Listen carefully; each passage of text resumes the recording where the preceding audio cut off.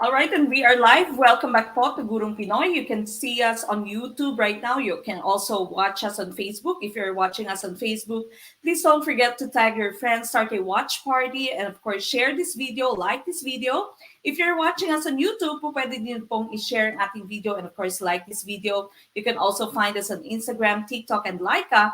You can see all the social media accounts of Gurong Pinoy on your screen right now. Now, before we start with anything, of course, we all are going to have our opening prayer. So please join me as we have our prayer.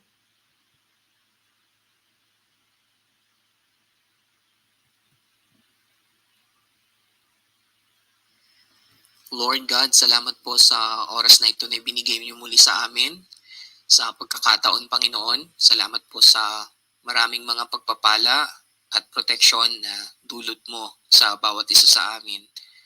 At Panginoon, kami po ay humihingi ng inyong paggabay muli sa amin pong gagawin sa oras pong ito. Sana po ay marami po kaming matutunan sa mga leksyon na aming aaralin po ngayon. Patuloy po nawa na tulungan mo po kami sa aming mga pangarap, Panginoon. Ibinibigay po namin ang lahat po sa inyo, Panginoon, dahil ikaw po ang nagsabi na kung kasama ka namin sa lahat ng pagkakataon ay tunay nga po na magtatagumpay po kami. Kaya Ama, sana po ay mapakinggan mo ang mga hiling po namin na ito. I-bless mo po ang family ni Ma'am Meg, ni Sir Ram, maging ang mga pamilya din po namin, Panginoon. Dalangin ho namin ang buong bansa namin, buong mundo na nakakaranas pa po sa pandemic. Sana po ay bumuti na ang kalagayan po namin, O Diyos. Naniniwala po kami sa inyo sa mga pangako mo sa bawat isa sa amin. Salamat po sa Panginoong Jesus na nagdulot po sa amin ng pag-asa sa buhay po na ito. Ama, ito po ang aming dalangin sa pangalan ni Jesus. Amen. Amen. Now, of course, we are back tonight with 20 items of professional education. This is still part of your mid-review exam part 2. And all these materials that I'm going to be using tonight will go straight to our Gurong Pinoy teams. Welcome back to the members of our team gardeners, sa ating team veterano. Hello po, welcome back to all of you. And of course, to all the team members of Team Erickson, sa ating team newbies, hello and welcome back. Of course, again, your PowerPoint presentation would all go straight to our Gurong Pinoy teams right after this live stream. Now, if you'd still want to become a member of our Gurong Pinoy teams, just send a message to our Facebook page. There's the basic membership. Basic po would just be Gen Ed and Prof Ed. Pro membership is for major. We have offerings for English, biology, you have math, MAPE, social science, and Filipino. And premium is for Gen Ed, Prof Ed, and major. You can see all the details on your screen. You can pay us through Palawan, Cebuana, ML, PayPal, Metrobank, Super Chat, and GCash. Now, just send a message to our Facebook page if you'd want to become a member of Gurong Pinoy Teams so that you can get all the details, okay? Now, mid-review exam part 2 has just been finished. We are going to be sending you the copy of your mid-review exam part 2 later today because we are still going to be discussing some of the items at the moment, okay? So we still have 20 items for Prof Ed that were part of your mid-review exam part 2. Now, these are the advantages of being members of Gurong Pinoy. You can join all the major examinations that we have. You can, of course, have copies of all the materials that I'm using during my discussion. And of course, you can also join our final coaching for free. Okay, so that means the payment that you are going to give would just be a one-time payment. No other payment for your final coaching except for your membership. Okay, so that's your one-time payment alone. Okay, so again, yan lamang po yung inyong babayaran. Wala na pong ibang babayaran. Libre na po ang inyong magiging final coaching. And yes, tama si Sir Alvi Medalyada. No, congratulations po sa lahat ng ating mga top-notchers. For mid-review exam part 2, they have already been posted. The results have already been posted on our Facebook page. Okay, so thank you and congratulations to all our top-notchers. Now, we also have our CSE e-course, Civil Service Examination e-course, our full online civil service review program. It's only 1,000 pesos for the first 50 enrollees. You can learn 24/7 anywhere through our videos and through unlimited practice tests. You also have downloaded or downloadable worksheets that you can find through our e-course. Okay, so if you know someone who'd be taking the CSE, then please do tell them that we have our e-course. Okay. Now you can also become one of our supporters. There's a supporter button very near your chat box on Facebook. Please do become one of our supporters. Our supporters also receive several exclusive content. Okay, so thank you so much sa lahat po ng ating mga supporters. Now, you may also send us your stars as form of support to Guru Pinoy. Please do send us your stars. We still have our stars goal of 5,000 stars. We still have not reached that stars goal. And you can also support us by sending us your super chat, super stickers on YouTube. Okay? So please, if you can send us your stars, please do send us your stars and support us by sending us your super stickers on YouTube. Now, please do like this video, tag your friends, start a watch party, and of course, share this video so that we can now start. Okay, I will give you 1 minute to please do share our video, start a watch party, tag your friends, and like this video. Go ahead po. Please do share our video. Napaka-importanting i-share yung ating video para mas matulungan pa po natin yung iba nating mga kaguro para maipasa ang kanilang LET. Okay, so please do share our video. That's very important. Please do share our video, like our video, and of course, tag your friends. Okay, please go ahead and share our video.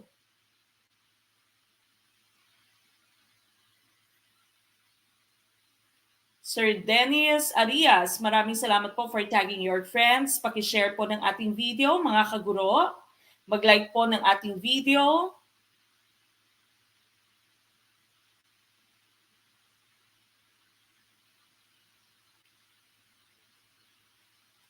Again, please do share our video. Maraming salamat, Ma'am Janisa Alip, for sharing our video.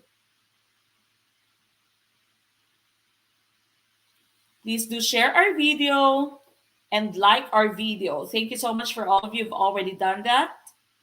Okay, again, napaka-importanting i-share ang ating video so that we can reach out to more people, and just like them, or just like you, we can also help them pass the LET. Okay, thank you for everyone who've already tagged their friends. Please do share our video. Mag-share na po kayo ng ating video, mga kaguro. If you are watching us on YouTube, po pwede nyo po yung i-share. Ganon din po sa ating Facebook, po pwede nyo din po yung i-share. Alright, again, please do share our video, tag your friends, start a watch party, and like our video. We start with our professional education. Okay, so again, this is still part of your mid-review exam part 2. And the entire copy of your mid-review exam 2 would be sent through your Guru Pinoy teams after this. All right, we start with question number 1. What can be used to define the space for your classroom library? Okay, is it letter A, a curtain, letter B, a lamp, letter C, baskets for books, or letter D, pillows? What's your answer?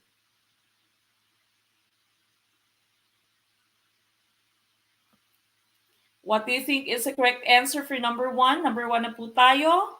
What is the correct answer for number 1? Maraming salamat for your positive comment, positive feedback. Ma'am Noay Abdullah. Okay, so she says, isa po kayo sa inspiration ko na mag-aral na mabuti dahil naiintindihan ko po yung mga discussion nyo. You're the best po talaga. Maraming salamat po, Ma'am Noay Abdullah. Okay, again, number 1, professional education. What's the answer for number 1? We are looking for something that we can use to define the space for your classroom. Okay, a lot of you are answering letter A. Letter A, please do send us your stars if you can. Mag-share po kayo ng inyong stars. Or you may send us your super chat, super stickers. Maraming salamat to all our top fans and to all our sharers. Ma'am Sheena or Shena Liarenas Bayona Ezekiel.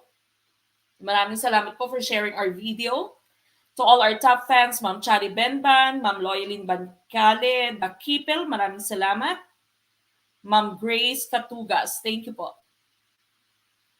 Okay, letter A, karamihang sagot, letter A, Ma'am Amalia Lee on YouTube, welcome back po. Letter A, karamihang sagot. The correct answer here, of course, would be letter A. Okay, so tama yung letter A. We are looking for something we can use to define space. Okay, so to define space, that means to distinguish a certain part of your library from another. Okay, so to define space, that would be your curtain. Okay, so curtain po ginagamit natin. Wala po tayong nakikitang lampara para mag-separate ng spaces sa inyong library. Wala din pong pillow sa library, no? Bawal pong matulog sa library, although lahat, no, karamihan sa atin natutulog, no, dahil bawal nga mag-ingay sa library. Minsan, napupunta ka sa library, magre-research, mag-aaral, minsan aantukin, naiidlip, no, ng maiksi. Baskets for books, we don't use this. If there is no choice, yung pinakamagandang choice kasi dito would be the shelves, of course, no? So shelves, yung mga nagsiseparate ng spaces natin in the library. But in this case, since there is no choice or there's no shelves in your choices, your answer would be letter A curtain. Your curtain can also be used to define the space for your classroom library, even just in your classroom. Classroom lamang, no? Kahit hindi nasa library or classroom mismo po pwedeng gamitin yung ating kurtina. Okay, so ito yung mga nagiging itsura ng inyong classroom pag merong kurtina. So this one is stand-alone na curtain, no? Hindi siya yung may rod na diretso. So parang ginawa na nga lamang siya. Meron din namang nabibiling divider na ready to use na, no, yung mga nakatiklop-tiklop pang dividers. Okay, so this right here is your curtain, and that of course is the correct answer for number 1. So letter A. For number 1, letter A po ang ating tamang sagot. Number 2, what is not considered community-based learning? Is the letter A, students working with the health department to promote free glucose screening at a local pharmacy. Letter B, students bringing their bikes to school and police inspecting them and providing a safety talk. Letter C, students visiting a farmer's market and learning how to grow a school vegetable garden. Or letter D, students handing out sales brochures at a mall for school fundraising. What's the answer for number 2? Again, please do share our video. Thank you so much for everyone who've already shared our video. Started a watch party, tag their friends, of course, liked our video. Maraming salamat po. Okay, please do share our video. Thank you so much. For those of you who've already shared our video, Ma'am Abdullah, or Sir Abdullah Mundas, Assalamualaikum po sa lahat ng ating Muslim brothers and sisters. Welcome back po to Gurong Pinoy. Maraming salamat sa lahat ng mga nag-share ng ating video. Thank you po. Thank you so much for those of you who've already shared our video. For the rest, please do share our video. Okay, what's your answer for question number 2? Number 2, what is not considered community-based learning? Now, when you say community-based learning, this integrates student learning in academic courses with community engagement. So dapat involved yung inyong community, not just, the community is not just accepting something, but the community and the school should be working together. Okay, so the community again and the school should be working together. We can already see this in the different schools that we have right now. Meron tayong mga tinatawag na farm schools, so the community can get their vegetables from the school, no? And the students are the ones that are planting. The students are also gaining from their experience. They also can get some plants from vegetables from their own school, from their own garden. Okay, so that's your community-based learning. The community and the school should be working together, and they should be learning from each other. They should be gaining from each other's acts, no? So dapat vice versa, meron silang mutualistic kumbaga na relationship. Okay? Now, letter A here, students working with the health department to promote free glucose screening at a local pharmacy. That would be a community-based learning. Okay? So tama yung letter A. Letter B, students bringing their bikes to school, police inspecting them, providing safety talk. That's right.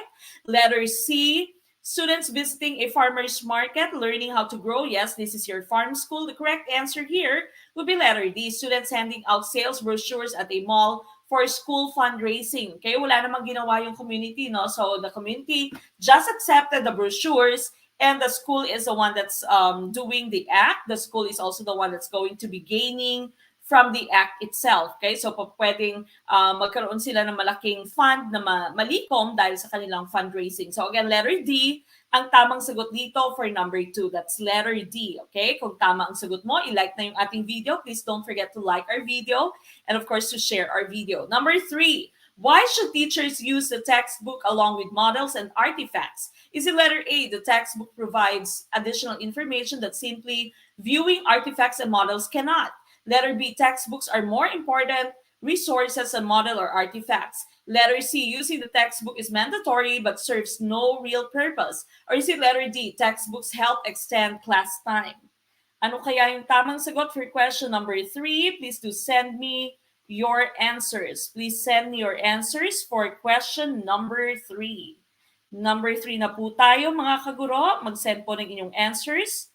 For question number 3, bakit pag meron kang models and artifacts, okay, why do you still use your textbook? Bakit kailangan gumagamit ka pa rin ng inyong textbook? Bakit hindi po pwedeng model na lamang yung inyong gamitin? What is something that your textbook can give you but your models cannot? Okay, your models, your artifacts cannot. Okay, what do you think is the correct choice? Ma'am Riza Toybeo Obane, maraming salamat po for sending us your stars. Thank you so much, Ma'am Riza. Again, please do send us your stars, just like Ma'am Riza. Thank you po for supporting Guru Pinoy. Okay, please send me your answer for question number 3. Thank you so much for sending us your stars, Ma'am Riza Toybeo Obane. Maraming salamat po. Please do help us reach 5,000 stars. Support us by sending us your stars. Nangangalahati pa lang tayo sa ating 5,000 star goal. Okay, what do you think is the correct answer for question number 3? Ma'am Angie Habagat Pinaaling, pag medyo blurred po, i-click niyo po yung tatlong buttons na nandyan sa ibabaw po ng video at i-change niyo po yung video quality. Okay, so please do change the video quality dyan po sa button ng inyong Facebook.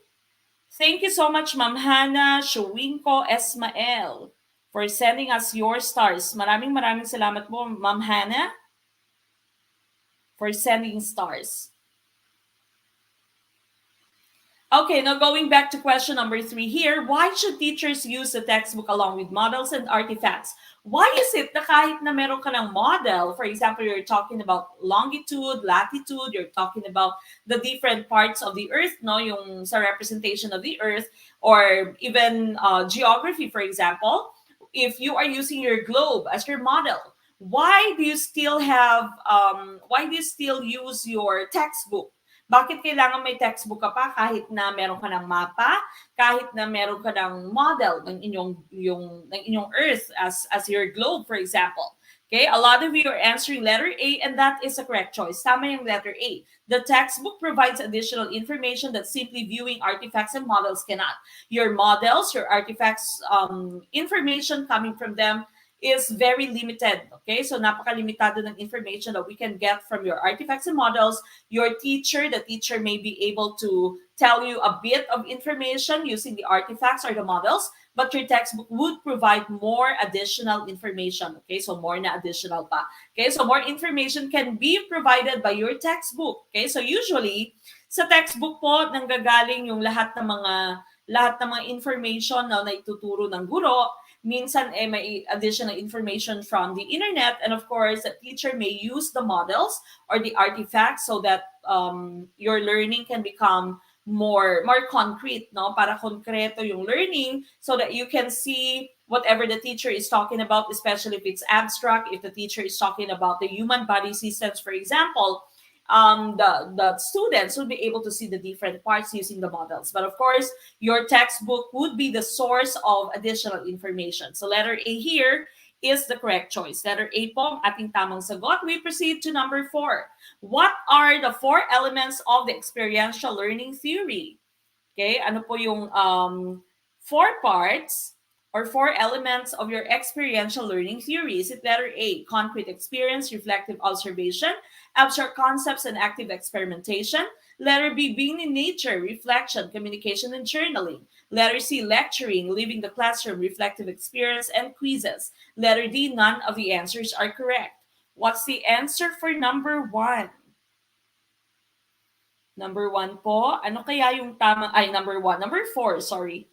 Number 4, what's your answer? Sir Joel Montalba, meron siyang tanong, Ma'am Mek, sa CAT building, ang review center mo sa Iloilo, tama po ba? Wala na po tayong physical review center, sir. We're all doing things online.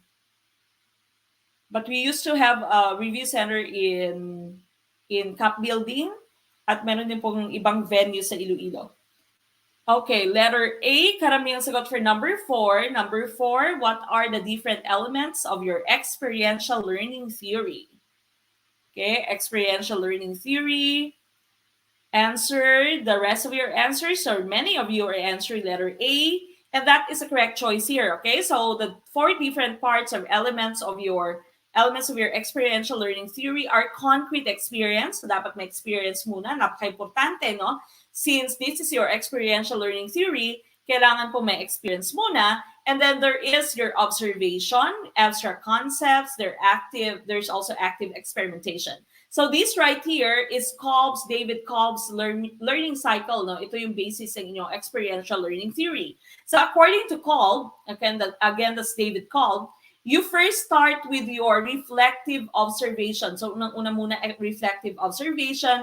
You watch, no, for example, delivery of theory in the form of animations. Your tool here would be in animation form. So unang-una, papanoorin mo yung inyong estudyante ng animations, ng videos, and then after that, your students are going to have abstract conceptualization. Okay, so this part is already thinking, absorption of theory, and conceptualization. So pwede sila mag-summarize ng whatever it is that they've seen through the video. After that, they are going to be experiencing now whatever it is that they found in the video. So this is practicing learned theories and concepts. So your tools here can either be exercises, you can have case studies, you can have case in points. And of course, lastly, there should be experience. Okay, so this is experience, feeling, application of theories and concepts back in the workplace. So your tool here would be your application tool. So again, these are the 4 different elements of your experiential learning theory. You reflect,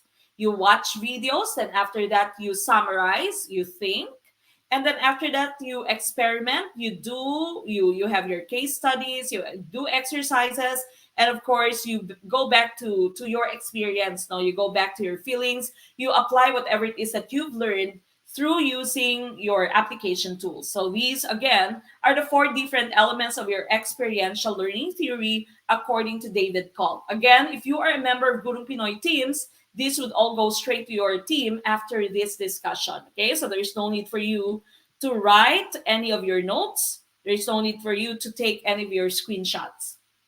Okay, number 5, which is an example of homogeneous grouping when it comes to student learning? Is it letter A, students all on reading level F?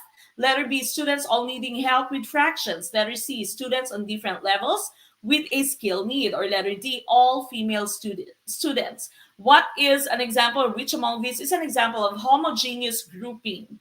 Okay, which is an example of homogeneous grouping? Please send me your answers.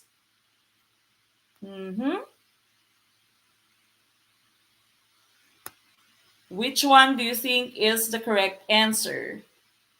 Correct answer for number 5. We're already at number 5, ladies and gentlemen. Number 5 na po tayo.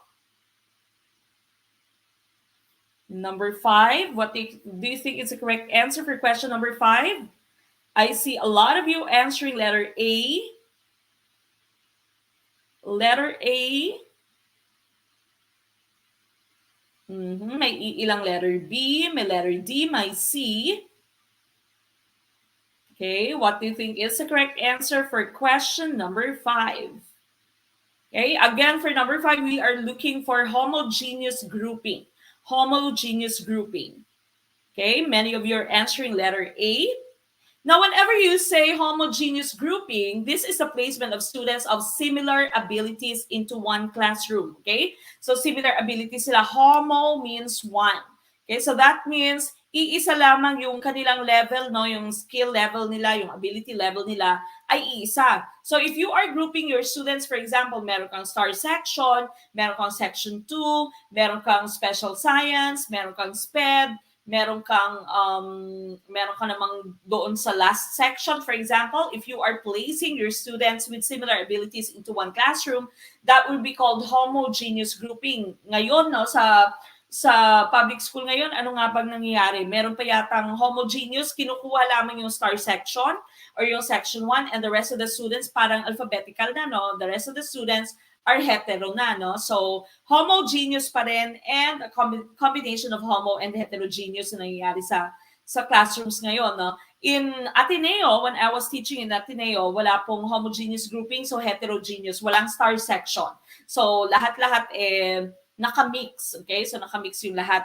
Pero usually, minimal lamang yung changes namin sa sectioning from one level to another, no? Kukunti lamang yung change. The rest of them, they would go through the grade levels together, no, in one section. So that's homogeneous grouping. Again, yung homogeneous grouping nyo, may star section, may SPED, may special science, meron ding those students who need special help.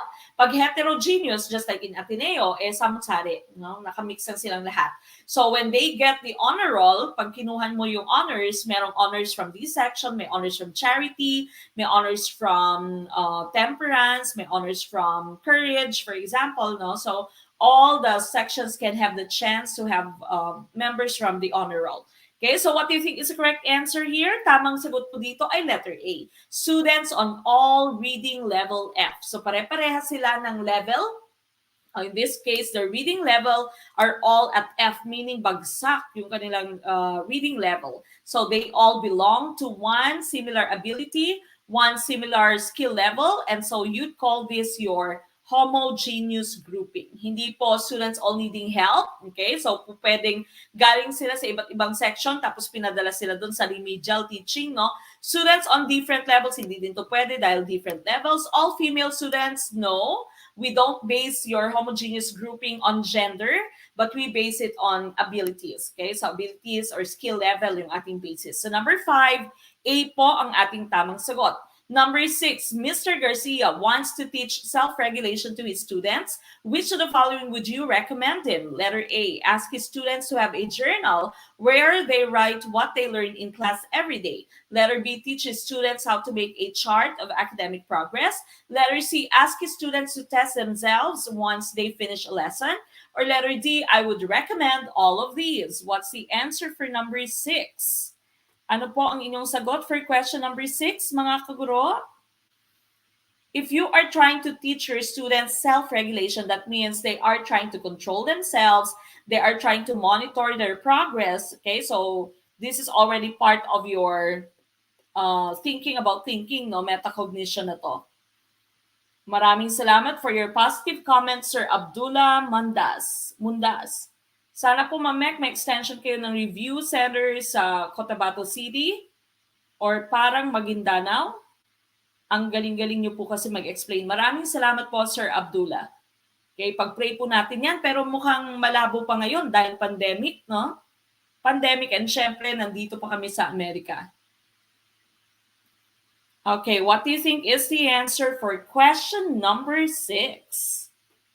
Will you take the risk for question number 6? Pipili ka ba ng isa lamang na sagot? Or will you play it safe and pipiliin mo ang letter D? All of these are correct. Okay, what do you think is the answer for question 6?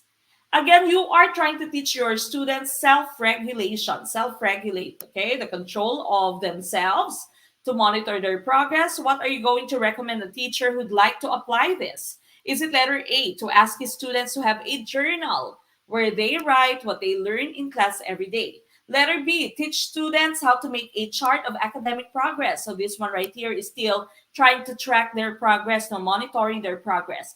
Letter C, ask his students to test themselves once they finish a lesson. Okay, so merong self-help, no, na test Meron siyang quiz na self-check up. Or letter D, I would recommend all of these. Correct answer here, of course, would be all of these. Lahat ng ito ay tama, no?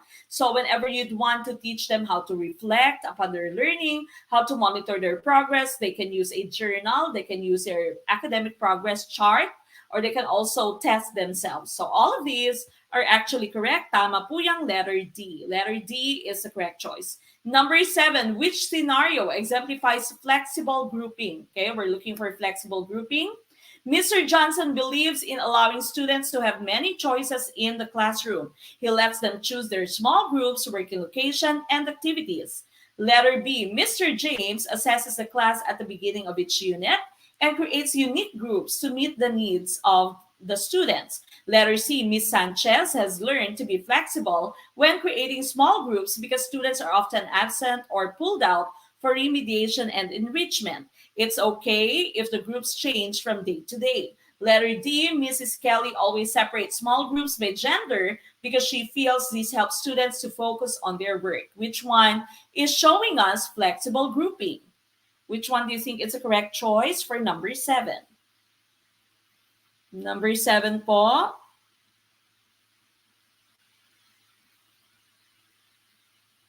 Okay, good afternoon, Sir Ramel Seralde. Nasaan po si Sir Ramel Seralde? Bakit po good afternoon? Nasa Middle East ba si Sir Ramel? Okay, what's your answer for number 7? Which one shows us flexible grouping? Flexible grouping for number 7, which one is the answer?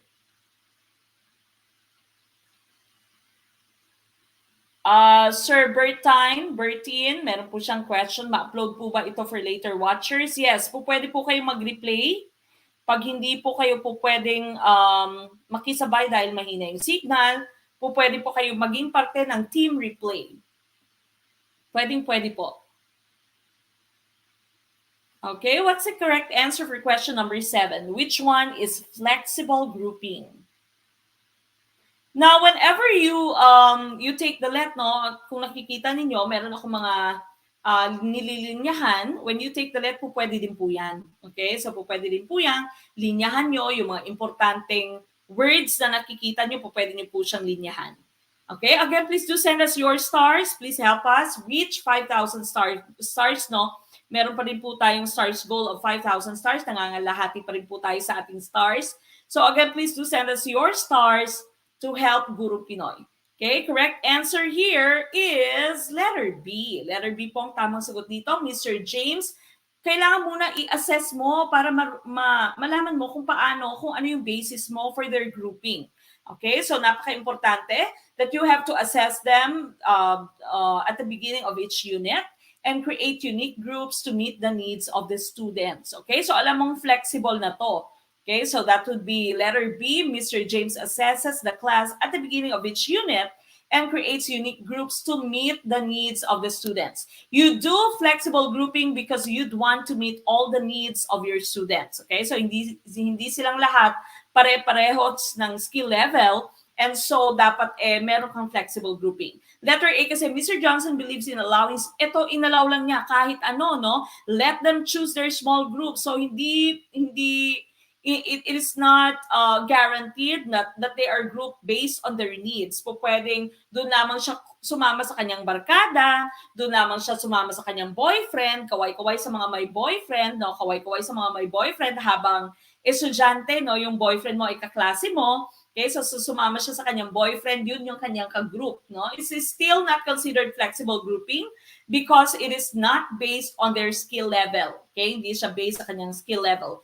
This one, flexible small groups, ito naman based kung sino yung absent, sino yung wala. Okay, so I usually use this, no, in my grouping. Usually I don't really use flexible grouping. Hindi ganito na depende kung ano yung needs nila. But when I group people, no, when I group my students, what I do, I identify ko muna. For example, I am going to have 5 groups. Identify muna ako ng 5 na magiging leaders, no? So 5 na magiging leaders. Although I do not tell them that you will be the leader, no? I don't tell the class that you will be the leader. So identify muna ako ng mga matatalino na po pwede maging leader. Identify din ako ng mga makukulit at medyo mahina. Okay? And then of course, those in the middle, walang problema yung mga nasa average lamang, hindi naman siya problema sa klase, no? Hindi siya magulo, pero hindi din siya maaaring maging leader. And so what happens is that hindi po pwede kasi lahat ng leaders mo, lahat ng mga magagaling nasa isang grupo. Hindi rin po pwedeng lahat ng mga kailangan na maraming tulong ay nasa isang grupo. So, i-combine mo ngayon, no? So, may isang leader dito, may isang medyo mahina, at merong dalawa, for example, na average. Okay? So, pwedeng ganyan.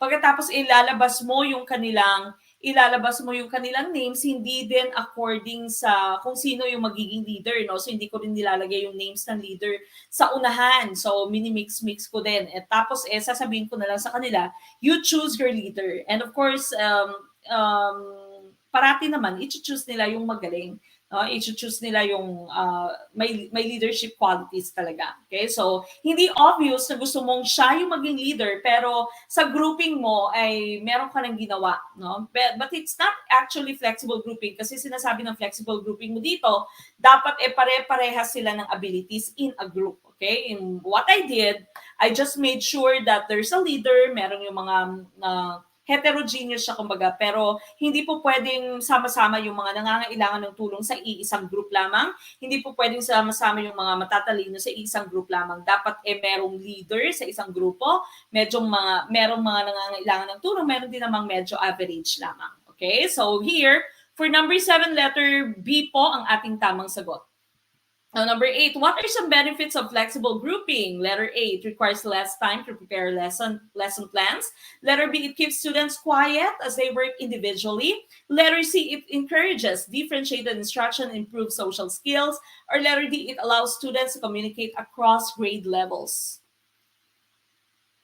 Okay, sabi ni Ma'am Joy Push dito, maraming salamat for reminding them. Mag-like na po kayo mga kaguro. Sa mga hindi pa nagla-like dyan, mag-like na po kayo. Nasa Pilipinas lang naman pala si Sir Ramel. Sorry, evening na pala, sabi ni Sir Ramel. It's already 6:36 p.m. dyan sa Pilipinas. No? Mag-like na po kayo mga kaguro, sabi ni Ma'am Joy Push. If you have not liked our video yet, if you have not shared our video yet, please do share our video so that we can reach out to more people. Please do share Gurong Pinoy. Okay? Share niyo po yung Gurong Pinoy para po makapag-reach out po tayo sa mas maraming mga kaguro. Yung may mga nagbalik tanaw sa pagiging college students, ang sarap ng feeling, no? Ang sarap sa pakiramdam maging estudyante. Okay, ang sarap lang nag-aaral ka lamang. Ayan, sabi ni Ma'am Danica de los Santos, yung grouping sa college by friends. Tama yan. Okay, so minsan pag malaki yung grupo nyo magkakabarkada, 10 kayo, sabi ni Ma'am by 5 lang, dinidivide nyo na lang, no? Number 8, what's your answer? Sabi ni Ma'am Ainalem, Coreses, Peñamente, letter C. Letter C. Ano kaya yung tamang sagot for question number 8?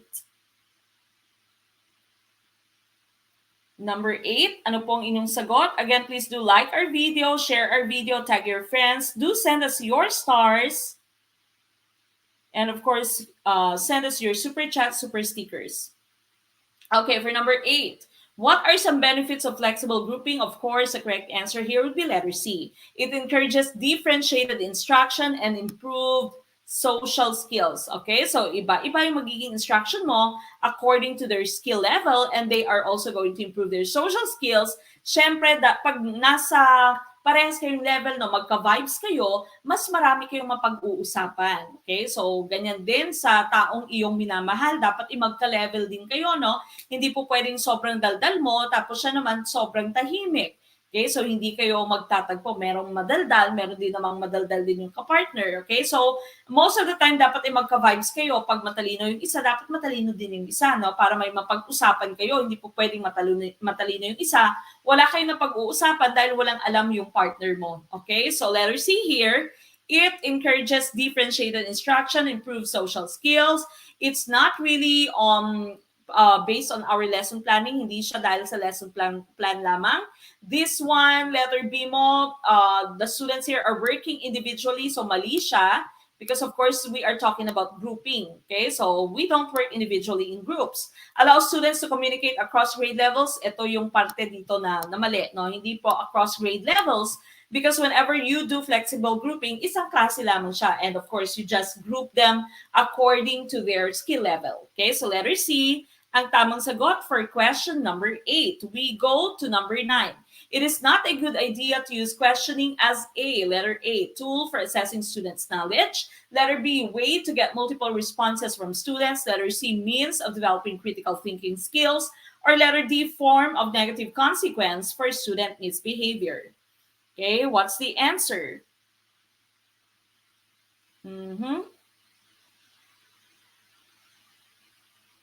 What do you think is the correct choice for number 9?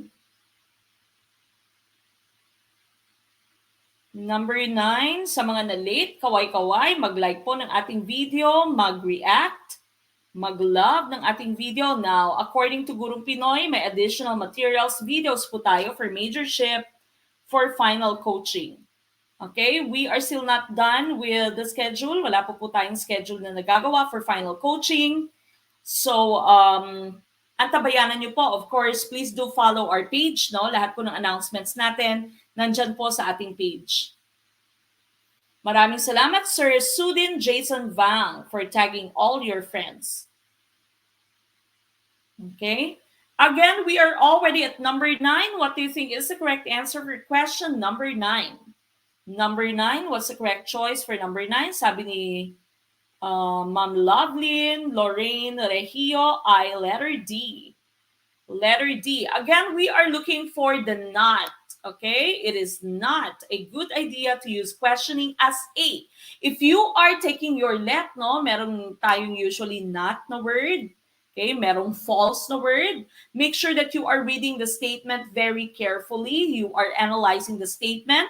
Minsan, tama yung nasa isip mo na tamang sagot, pero iba yung nasi-shade mo dahil hindi mo nakita yung word na not. Okay? So, it is not a good idea to use questioning as a. Alin dito yung hindi magandang idea in the use of questioning? Is it letter A, tool for assessing student knowledge? That's correct. Letter B, way to get multiple responses from students? That's correct. That is one use of questioning. Letter C, means of developing critical thinking skills? That is correct. And so the correct answer here is form of negative consequence for student misbehavior. So hindi po ginagamit yung questioning as part of student misbehavior na consequence. No? Pero ito yung nangyayari sa classroom, di ba?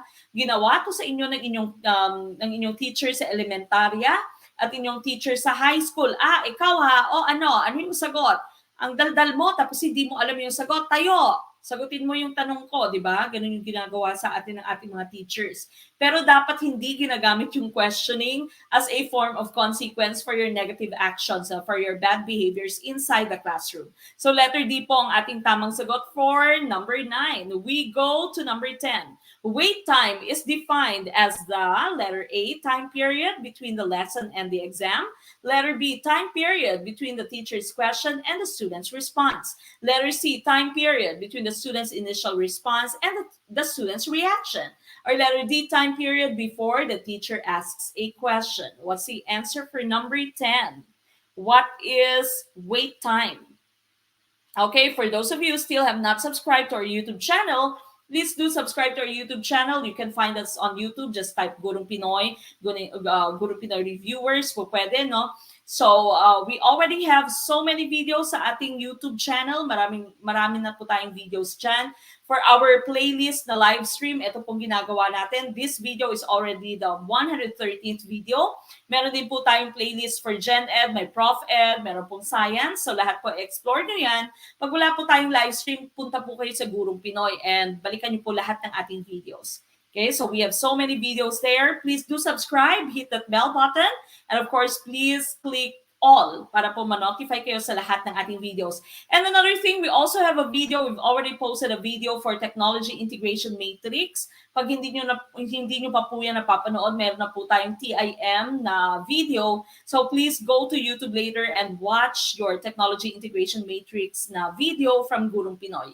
Okay, para mas maintindihan nyo po yung inyong Technology Integration Matrix. Ano nga ba yung pagkakaiba ng adaption, sa adaptation, sa infusion, transformation, and so on. Okay, so nasa YouTube na din po yan.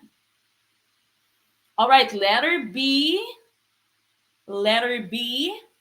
Okay, so we are looking for wait time here. What do you mean when you say wait time? Kailangan meron tayong wait time, no? As a teacher, dapat maging patient din tayo. You should have a wait time, or you should give your students the wait time. So what's the meaning of wait time? The correct answer here, of course, would be letter B. This is a time period between the teacher's question and the student's response. So what you do is you throw out the question first, okay, and then you wait. For example, I say, why is the dark reaction of photosynthesis able to happen, able to occur even without the presence of sunlight? Okay, and then you give them a chance to think the question over, to reflect on the question, to form their sentences, for example, no, to form their thought. Okay, so hindi po pwedeng pagka throw mo ng question, sagot. Magtatanong ka na kaagad, okay? Hindi pwede. So give them the wait time, may wait period dapat, so that your students can process their thoughts and so that the students can, of course, formulate their answer to your question. Okay, so that's letter B. Wait time is time period between the teacher's question and the student's response or the student's answer. Letter B po ang tamang sagot. Number 11, which of the following questions represents an example of when a teacher might prefer a short wait time? Sa ang question dito, magbibigay ka ng maigsi lamang na wait time. Is it letter A? What is the capital of Arizona? Letter B, why do you think the author wrote this poem? Letter C, what was the most important war fought in the history of the US? Or letter D, do dogs have feelings like we do? Okay, which one do you think would make you just wait for a very short time before you ask your students to answer? Okay, saan kaya yung tamang sagot dito? Please do send us your stars, mga kaguro. Mag-send po kayo ng inyong stars. Okay, please do send us your stars. We still have our stars goal of 5,000 stars and we are just halfway. So again, if you can send us your stars, mag-send po kayo ng stars, ng super chat, super stickers naman sa inyong YouTube. And of course, pinaka-importante, share po yung ating video, i-like po yung ating video, wag pong i-unlike, not, wag po namang i-angry yung ating video. Again, please do share our video, start a watch party, tag your friends, send us your stars and your super chats, super stickers. Again, if you are still not subscribed to our YouTube channel, we have so many videos that can prepare you for the LET. Our YouTube channel is pinned on your Facebook Live right now. So nakapin po na comment sa inyong Gurong Pinoy Facebook Live right now. Ang ating YouTube channel, you can go to our YouTube channel whenever we don't have our live stream. Balik-balikan niyo po lahat ng ating mga questions, ang lahat ng ating mga videos. Again, maraming salamat for those of you of us who have already sent us your stars. Please do send us your stars. We still have our stars goal of 5,000 stars. Okay, what do you think is the correct answer for number 11? Number 11, karamihang sagot dito ay letter A, and that is the correct choice. Letter A, what is the capital of Arizona? Knowledge level lamang ito, no? Simple recall. Katulad ng pag tinanong kayo, what is the capital of the Philippines? Do you need a long wait time for your students to answer that question? Hindi na. Okay, they simply say Manila. Okay, so that's going to be using just a short wait time. So letter A po ang tamang sagot. Why do you think the author wrote this poem? Mahaba pa ang discussion dito. What was the most important war? Mahaba pa, no? Do dogs have feelings like we do? Mahaba pa yung discussion dito. Po pwede magka-debate pa kayo dito. Okay, so letter A is the correct choice. You only have one correct answer here. No, this is a convergent type of question. And so this would only be requiring a short wait time. So letter A for number 11. Number 12, if a student is struggling in your class, which of the following is the best way to inform parents that their child is struggling in class? Is it letter A, Sammy is struggling in math? I would like to discuss with you some ideas which we could implement, which could help him. Letter B, Sammy is struggling in math. He is probably just destined to fail. Destined to fail. Letter C, Sammy is struggling in math. Please help him. Or letter D, Sammy is failing in math. He needs to improve. Which one do you think is the best choice for question number 12? Number 12 po, ano yung tamang sagot for number 12? Which one is the correct answer for question number 12?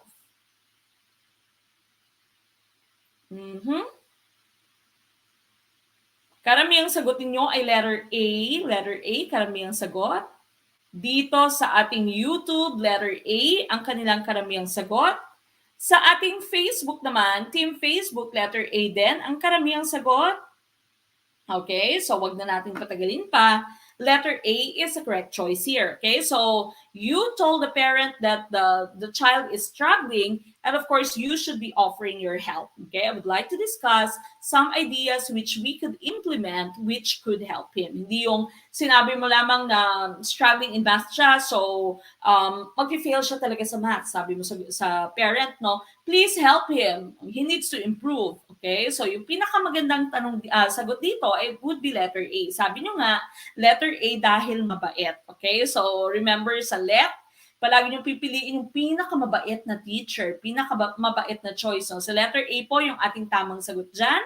Sammy is struggling in math, so you would be discussing your ideas with the parents so that you can help the students. Okay, so number 13, in the context of educational instruction, the difference between formal and informal data is letter A, there is no difference between them. Letter B, formal data is the only information a teacher can use to determine if a student understands instruction. Letter C, formal data is usually gathered from purposely designed tests or assessments, while informal data can come from other sources like group discussions. Letter D, informal data is usually gathered from purposely designed tests or assessments, while formal data can come from other sources like group discussions. So C and D are actually opposites.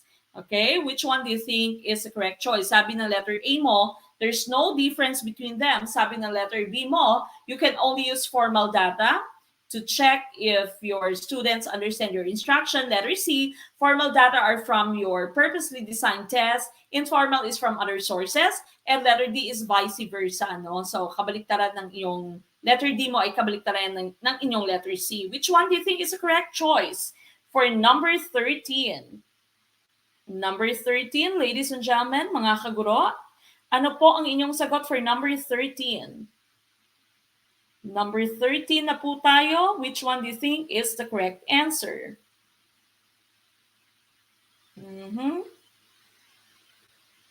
Mukhang ang daming tama ngayon, no? Magagaling kayo sa Prof Ed. Okay, remember your Prof Ed would be 40%. 60% kapag ka B-Ed ka, no? B-Ed ka, 60% yung inyong Prof Ed, 40% yung inyong Gen Ed, no? Sabi ko nga sa inyo, Gen Ed ang mas mahirap.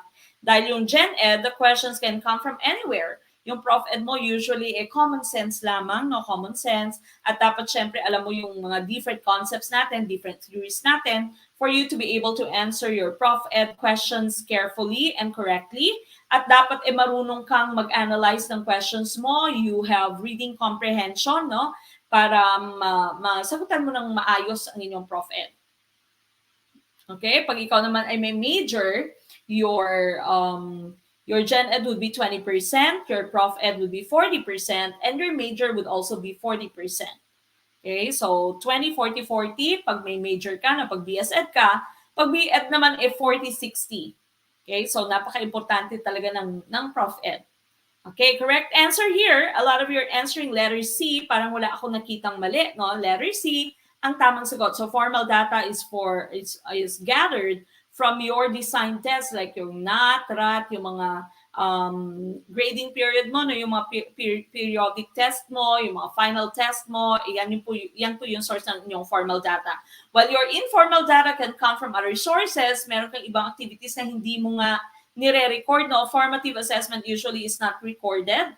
So what you do is that just becomes a basis whether your students already have a grasp or of the content or of the topic or not, whether you are going to reteach or whether you are going to proceed to the next lesson. Okay, so letter C here, ang tamang sagot for number 13. We go to number 14. Which of these is a good way to take student attendance each day? Is it letter A, have a routine for the first few minutes of class where the students work quietly and independently writing in a journal or completing a warm-up activity while you take attendance? Letter B, do it at the very beginning of class while the students are noisily entering class and talking. Letter C, do it during instructional time. Or letter D, do it at the end of the day during study time. What's the answer for 14? What is one good way to take student attendance every day? Okay, which one is your choice? Correct answer for number 14. Maraming salamat, President Loreto Agbayani, Balikaw Jr. Bayani tuloy. Naging Bayani tuloy si Pres. For sending us your stars. Maraming salamat po. Tapos na ba yung event ni President sa hotel? Nakalabas na yata si Pres, na laya na si Pres. Maraming salamat, President Loreto, for sending us your stars. Thank you po. Okay, what's the answer for number 14? A lot of you are answering letter A.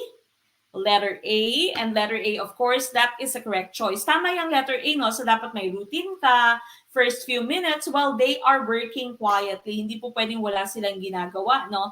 So usually, when they enter the classroom, sa aking classroom, meron silang warm up, or sometimes we call this the bell work. Okay, so bell work or warm up, pwede din namang review of the previous day's instruction, no? So pwedeng review. So dapat meron silang ginagawa, and then napaka-importante din na meron kang seating arrangement, no? Meron kang seat plan so that you are only going to look at your seat plan, sino yung wala sa chair, at yun lamang yung imamark mong absent. Okay, so seating arrangement, seat plan is also very important. Do it at letter B po kasi this is wrong because the students are noisy, okay? Noisily entering the class and talking. Letter C, during instructional time, napakahirap na pong mag-check ng attendance while you are already giving instructions. Letter D, do it at the end of the day. No, hindi po natin ginagawa to at the end of the day. So letter A, ang tamang sagot. Number 15, what are some symptoms of verbal abuse in a child? Is it letter A, changes in dress and hygiene? Letter B, changes in behavior and self-esteem. Letter C, absence from school. Letter D, all of the answers are correct. What's the answer for question 15? Number 15, we are looking for some symptoms of verbal abuse in a child. Okay, ano kaya yung tamang sagot for number 15? Number 15 na po tayo, mga kaguro. Ano yung sagot nyo for number 15? Which one shows verbal abuse? Okay, verbal abuse in students. Maraming salamat, Ma'am Anna May Potato Kulot. Okay, for sending us your stars. Maraming salamat po for all of you who have already sent us your stars. Maraming salamat po. And also, for those of you who also sent us your super chat, super stickers, na maraming salamat yon. Si President Loreto Agbayani Balikaw Jr. nagpadala din po ng kanyang super chat. Maraming salamat po, Sir President Loreto. Okay, thank you for your super sticker, President Loreto. Again, please do send us your stars and please do send us your super chat, super stickers as form of support to Gurong Pinoy. Okay, for number 15 here, maraming nag-letter D. Maraming nag-letter D, maraming play safe, no? What are some symptoms of verbal abuse? Paano mo malalaman na yung isang estudyante mo ay abused verbally? When you say verbal abuse, ito yung pinapahina yung self-esteem ng bata, yung palaging, anong klase ng bata ka, ang bobo-bobo mo? Wala kang alam, no? Wala kang alam, napakahina ng utak mo. Ang bobo mo talaga, yung ganon, yung verbal abuse yung bata, no? Pumunta ka nga doon, nakakaasiwa ka, nakakainit ka ng ulo, yung ganon, no? So, mababa yung self-esteem ng bata. mababa yung kumpiyansa ng bata sa kanyang sarili. Is it changes in dress and hygiene? Makikita mo ba yung verbal abuse through the change in dress and hygiene? Is it letter B, changes in behavior and self-esteem? Is it letter C, absence from school? So pag verbal abuse ba yung bata, palagi siyang wala sa school? Or letter D, all of the answers are correct. The correct answer here is letter B alone. Letter B lamang po ang ating tamang sagot. Usually, you cannot even tell if the child is being abused at home, no? Hindi mo malalaman kung ang child mo ay abused na verbally, it might be physically, it might even be sexually. Walang minsan changes in dress and hygiene, hindi naman lumiliban sa school, nandiyan naman lagi, tahimik lang, but it would always be reflected upon the behavior, the change in behavior and self-esteem ng bata. Okay? So self-esteem ng bata yung masyadong affected, no? When this is done, when the child is abused, yung self-esteem niya ay masyadong mababa. There will be changes in their behavior, no? So kaya meron tayong anecdotal record or anecdotal report na sinasabi, kung yung bata ay palaging bubbly, the child is always very cheerful, and then one day suddenly the child has changed her behavior, no? Masyadong siyang tahimik, ayaw niyang kinakausap siya, ayaw niyang, for example, tinatapik mo siya, ayaw niyang hawakan mo siya, there might be or there should be something wrong with the child. Okay, so most of the time it has something to do with their domestic conditions, no? Yung condition sa bahay. Okay, so in our case here dito sa Amerika, we are mandatory reporters. Pag sinabi mong mandatory reporters, dapat nire-report namin kung ano yung nangyayari, kung ano yung nakikita namin, kung anong suspecha namin. Pag may sinabi yung bata, dapat inire-report namin, no? So, hindi po pwedeng hindi mo i-report. If you have seen the show on Netflix, merong show sa Netflix na teacher, not teacher. The show is Athlete A. Okay, the show is called Athlete A. It is about the gymnasts dito sa Amerika, no? Gymnasts sila sa Amerika, and there is an organization that would groom the gymnasts para madala nga sila sa Olympics, no, para i-train sila and all, but there was a doctor who was physically and sexually abusing them. Okay, there was a doctor there. Yung doktor nila, yung nag-check sila sa kanila was sexually abusing them. And then it was made known in court na alam ng organization that the doctor was doing this, but the organization did not report it to the police, and the organization did not do anything. And so nakulong din yung presidente ng organization, no? Because we are mandatory reporters. Dapat pag alam namin may mali, sasabihin ka agad sa police, sasabihin sa admin, okay? So ire-report. We are mandatory reporters. Hindi ko alam kung ganyan din sa Pilipinas, no? Sa Pilipinas yata parang wala lang pakialam, no? Wag kang makialam. Hindi ko alam kung meron ding mandatory reporting sa Pilipinas. So dapat kung meron kang alam na aabuso yung bata, ire-report mo sa police, ire-report mo sa kinauukulan, sa inyong principal, no, po pwede mong sabihin. Okay, so dito sa Amerika, pag hindi mo ginawa yan, meron ka ding pananagutan sa law, no? So hindi po pwedeng tumahimik ka lamang kahit na alam mong meron nang nangyayari sa bata. We are mandatory reporters, so dapat inire-report mo siya. Okay, so letter B here for number 15, you can see it in the change in behavior of the child, and also, of course, in their self-esteem. Now, we go to number 16. Which of the following constitutes an educational purpose covered by fair use? A conference on educational technology where the presenter is being paid. Letter B, a study conducted by a manufacturer of antiviral medication. Letter C, a 6th grade history class in a public school. Or letter D, a textbook that is sold to elementary schools. Which one do you think is the correct answer? Which one is fair use? Saan dito yung nagpapakita sa atin ng fair use? Dito daw. Sa Pinas daw, tulfo. Okay, tama yan, tulfo. Tulfo sa Pinas. Okay, 16. What's your answer? Sabi ni Ma'am Charlene, ni Sir Nap, letter C. Okay, marami sa inyo. Yung sagot nyo ay letter C. We are already at number 16. We're almost done. Okay, number 16, letter C, karamihang sagot. Again, we are looking for educational purpose, okay, for educational purpose only as covered by fair use, okay? Usually nakikita nyo to sa mga YouTube channels, yung mga YouTube videos, for fair use? Is it for educational purpose? Okay, so is it letter A, conference on educational technology where the presenter is being paid? Letter B, a study conducted by a manufacturer of antiviral medication. Letter C, a sixth grade history class in a public school. Or letter D, a textbook that is sold to elementary schools. Which one do you think is the correct answer? Correct choice here, of course, would be letter C. Tama yung letter C. A sixth grade history class in a public school dahil hindi siya paid. Okay? Public school, walang bayad, and so you can use your educational purpose as covered by your fair use. Hindi po pwede yung letter A mo because there's payment. Okay, letter B mo, study conducted by manufacturer of antiviral medication. Of course, this medicine is going to be sold in the future.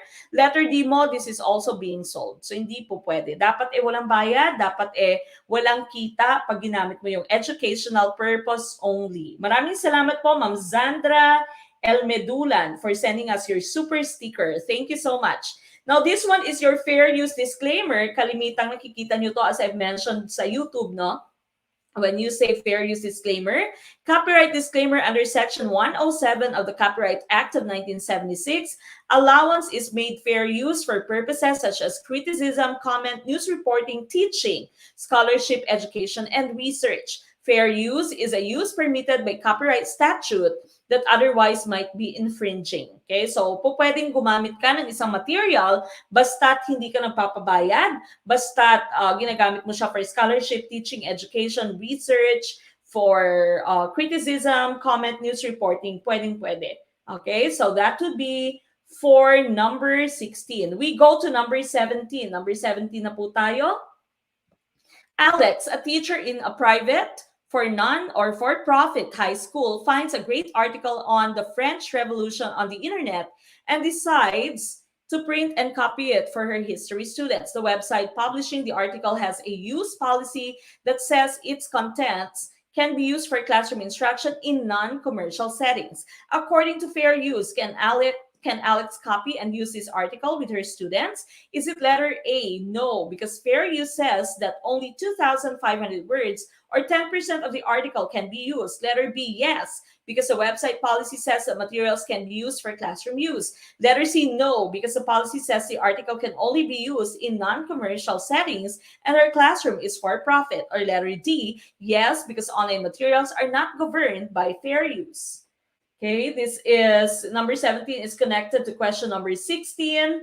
Which one do you think is the correct answer for question number 17? We're almost done with tonight's discussion. So again, for those of you who are part of Gurung Pinoy, we will be sending you your materials after this PowerPoint presentation, and of course, your mid-review exam part 2. Okay. Go ahead, send me your answer for question number 17. Number 17 na po tayo. Maraming salamat. Number 17, what is the correct answer? Sir Nap Lumugdang II, maraming salamat po for your stars. Thank you so much, Sir Nap. Madamo gid nga salamat sa akong fellow Ilonggo, Sir Nap, for sending us your stars. Okay, what do you think is the correct answer for number 17? Number 17 na po tayo. Number 17, mga kaguro. What is the correct choice for number 17 still in connection to your number 16? Okay, so again here, si Alex ay isang guro sa private for-profit high school. For example, Ateneo. Okay, so she finds a great article tapos kinopya niya for her history students. Sabi ng website, the contents can be used for classroom instruction in non-commercial settings. Okay, so according to fair use, can Alex copy and use this article with her students? Yes or no? And what's your reason? Okay, Mamailan Mungkal says letter C. Okay, now the correct answer here is letter C. Tama yung letter C. Hindi po pwede because the article can only be used in non-commercial settings and her classroom is for profit. Okay, for profit yung classroom niya, hindi siya public school na walang bayad yung estudyante, and so dapat hindi niya ginamit unless binibenta, no? Meron tayong mga websites na po pwedeng bilhin yung mga materials like Teachers Pay Teachers, no? So meron tayong mga materials or may mga mga websites na ganyan. Meron din namang merong membership fee at po pwede mong gamitin yung kanilang materials. Pag wala, at pag sinabi niyang for classroom instruction in non-commercial settings, hindi po pwedeng i-kopya or magpa-photocopy si Alex para gamitin sa kanyang classroom pag kanyang classroom ay isang private institution. Pag public, okay lang. Okay? So pag public yan, okay lamang po. So letter C, ang tamang sagot for number 17. We proceed with number 18. Which of the following is the main principle behind public education? Is it letter A, an education free to all children ensures good citizenry and participation in the country's democracy? Letter B, all children are entitled to a good education regardless of their ability to pay for it. Letter C, public education should be free and fully meet the needs of secular and non-secular children. Letter D, a free education will help raise the lower class out of poverty and make the country wealthy, which is the main principle. We're looking for the main principle here. Okay, main principle. Okay, napaka-importante ng term na main sa inyong tanong. Which one do you think is the correct choice for question number 18? Okay, we're almost done with tonight's activities.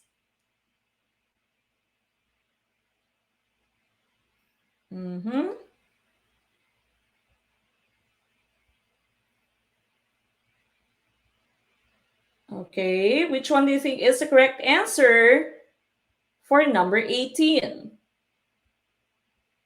Number 18 na po tayo, mga kapatid, kapamilya, kaguro. What do you think is the correct choice for number 18? Number 18 po. Which one do you think is the correct answer for question number 18? Okay, some of you are answering letter B. Karamihang sagot ay letter B. Okay, may ilang A, may C. Majority ng ating sagot ay letter B, and letter B here is the correct choice. We are looking for the main principle. Ano ba yung main principle? Dapat, kung bakit dapat meron tayong public education? It is because all children are entitled to a good education regardless of their ability to pay for it. Okay, so access to free education. Yan yung pinaka-main principle behind your public education. Sa letter B po, ang tamang sagot dito, hindi dahil it can ensure good citizenry and participation in democracy.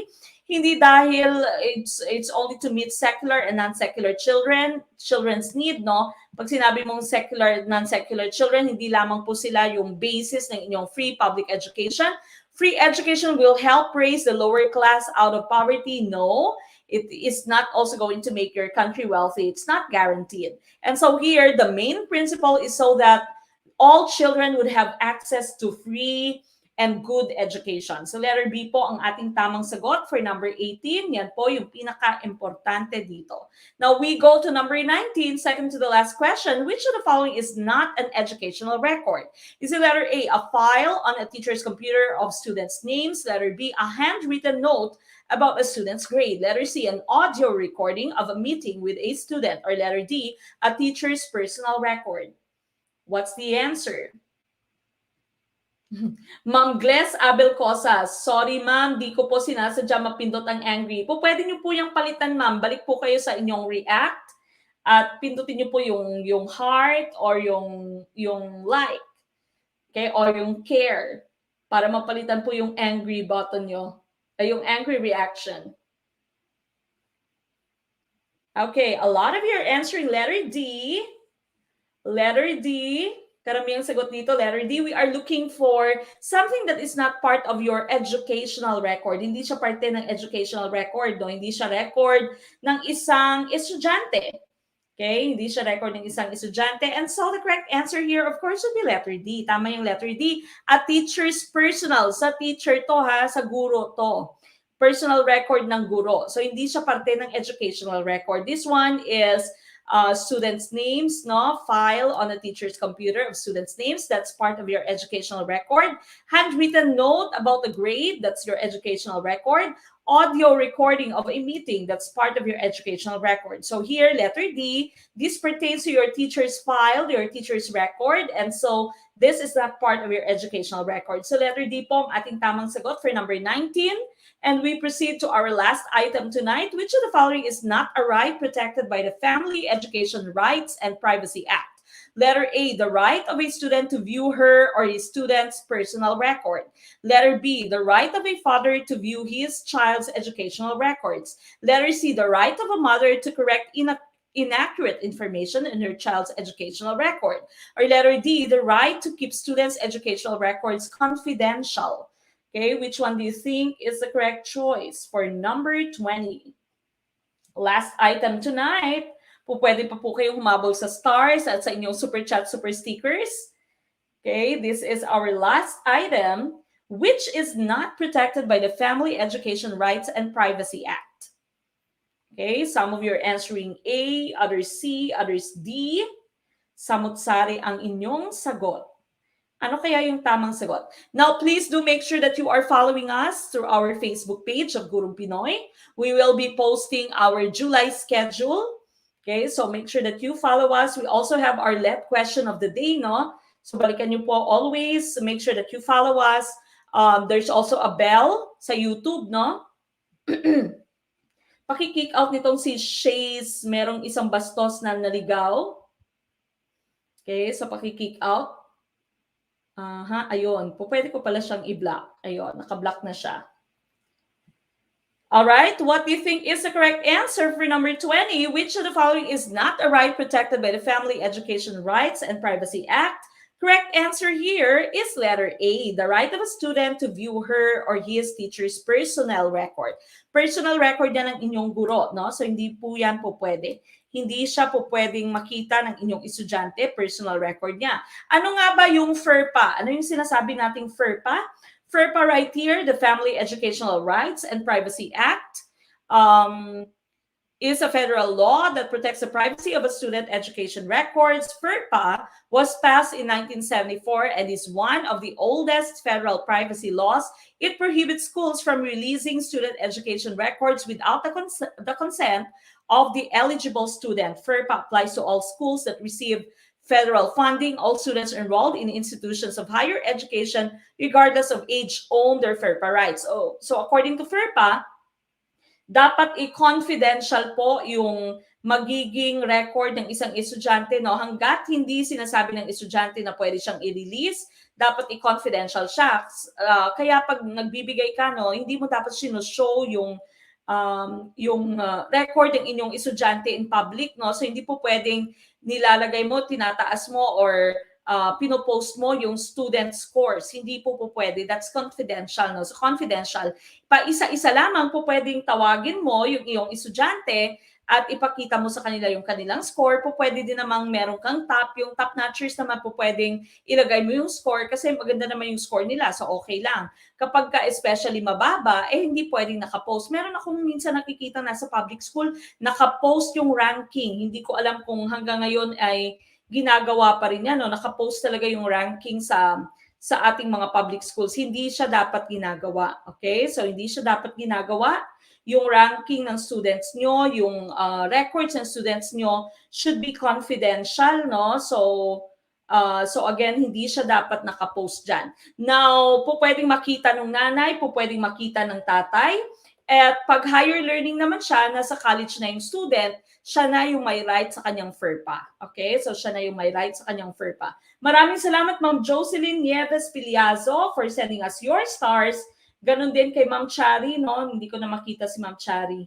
Hinahanap ko si Ma'am Chari sa ating chat dito sa StreamYard. Hindi ko na siya makita.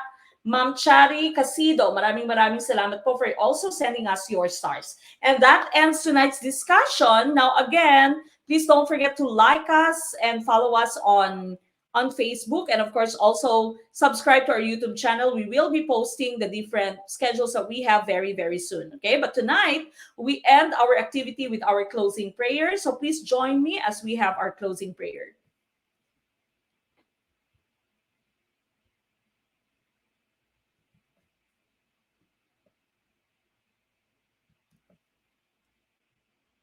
Muli po tayong manalangin. Our great God, salamat po sa oras po na ito na ibinigay mo sa amin na naging matagumpay po ang aming pag-aaral. Sana po marami po kaming mga natutunan, O Diyos. Sana po ipatuloy mo po kaming pagpalain sa mga plano po namin, Panginoon. Ikaw po ang aming dakilang pastol at ikaw po yung naghahanda ng lugar para sa amin. Sana po ay maganap na po ang mga ninanais po ng aming mga puso. Alam mo po yung mga pagsisikap namin, mga sacrifices namin para matupad po ang mga pangarap po namin na ito. Sana po sa lahat po ng mga member ng Gurong Pinoy International, sana po ipagpalain mo. Lalo po, Panginoon, na malapit na po ang exam. Patibayin mo po ang aming loob. Palakasin niyo po ang aming damdamin, Panginoon, na hindi po kami matakot. Sa halip, mas lalo po kaming maghanda, Panginoon. Salamat po sa sakripisyo ni Ma'am Mek at ni Sir Ram para po sa bawat isa sa amin. Panginoon, salamat po sa lahat at ibinibigay po namin lahat yung mga concern namin sa inyo. Sa pangalan ni Jesus, ito po ang mga aming dalangin. Amen. Amen.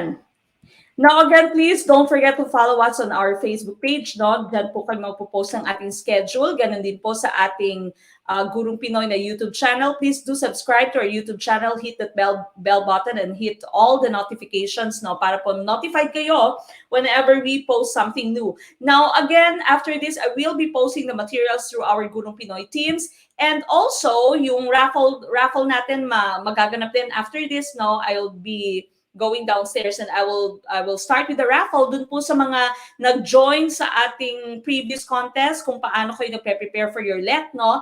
We will have our raffle drawing after this. So, antabayanan niyo po yan. We are going to do it live. That's going to be 5 lucky winners of 200 pesos if I remember correctly. And that is going to happen after this. This has been Coach Mek of Gurong Pinoy. And of course, I leave you the saying, malit man na butil ng mga kaalaman, ang dulo nito ay malaking kaginawaan. Maraming salamat. Good night, Philippines!